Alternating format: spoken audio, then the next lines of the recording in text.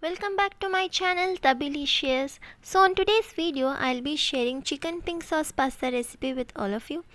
Yes guys, it is super tasty and very delicious. I'm sure you'll love it. And make sure you subscribe to my channel. If you haven't subscribed yet, subscribe now. And let's get started.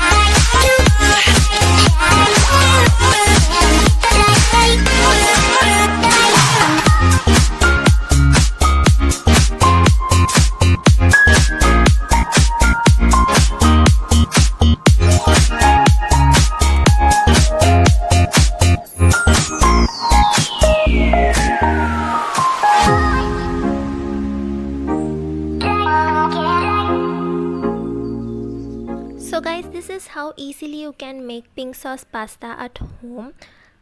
So just cook this for another 5 minutes and then serve hot. It is known as pink sauce pasta because we are adding white sauce with the red sauce. But the white sauce is completely optional. You can make red sauce pasta instead. And yeah, it's done. So serve hot and do try. Comment below and let me know your views. I'm sure you'll love it, and make sure you subscribe to my channel and hit the like button if you like my recipes, and also share with your friends and family.